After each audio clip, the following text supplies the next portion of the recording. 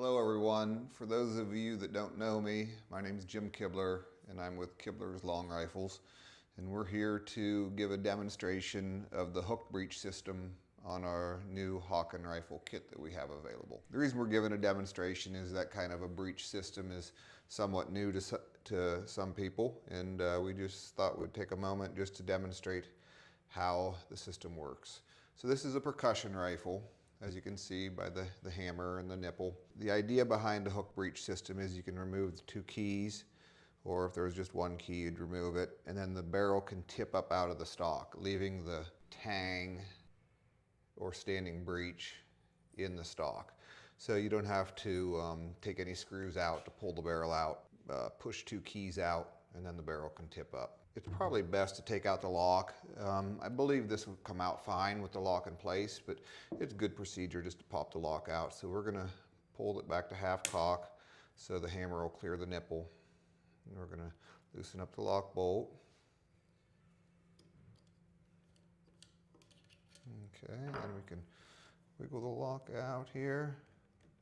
Another little tip, that'll come out fine like that, but another tip is you can always just tap the lock screw too if it wants to stick a little bit. This lock is pulled out fine there. Okay, now we're going to remove the keys. Now, depending on how tight the keys are, determine how you do it. I like to just use a little piece of popsicle stick. You could use a screwdriver if you wanted to push them out, but the screwdriver can mar them up a little more, and a little piece of wood seems to work a little better for me. Let's put this up on the stand here and we can knock them out a little easier there.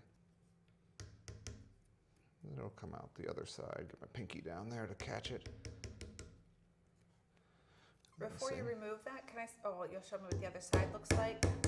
Yeah, we can do that.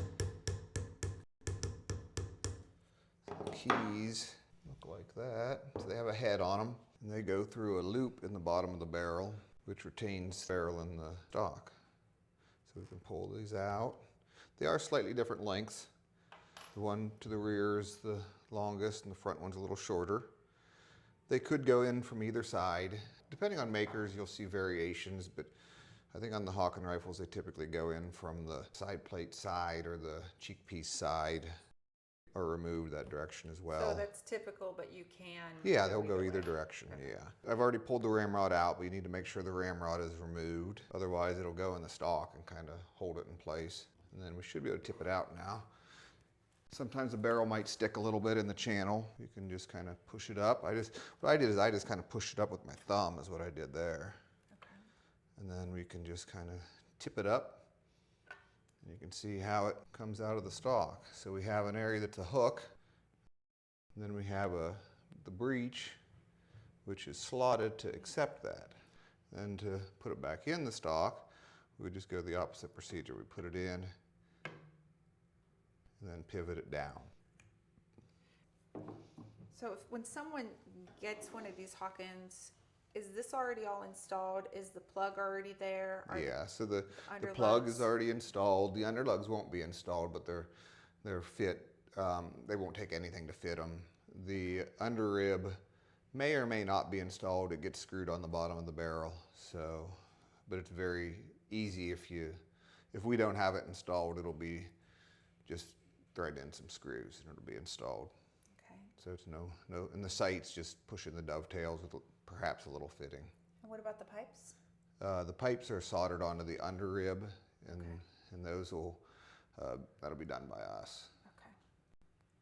So the reason why you'd want to remove your barrel is if you're cleaning your gun primarily.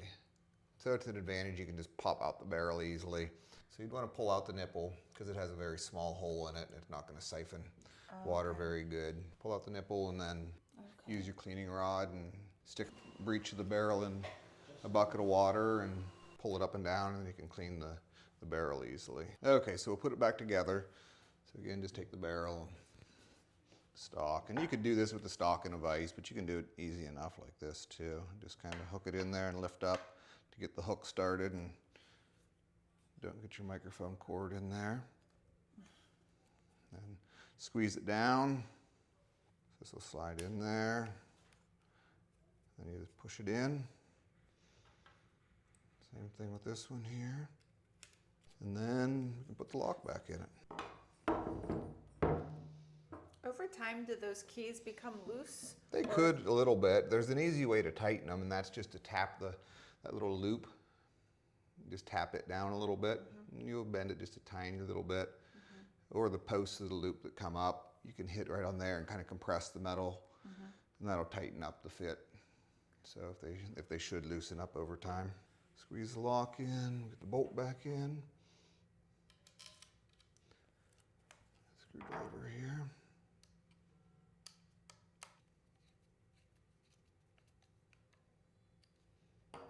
Okay, and then we'll put it down from the half cock here, so we'll drop it back down, and we're good to go. So when you move it back after you've put the barrel in, you just pull the trigger? Yeah, so if it's at half cock, then you need to really pull it back to full cock then to drop it down. And then you drop it. So hopefully that explains the hook breech system a little bit to those that aren't familiar with it. It's typical of the era that this gun was made. Not all guns of this era were made with hook breech systems, but some were. And Hawken guns often had a hook breech system, or probably typically had a hook breech system.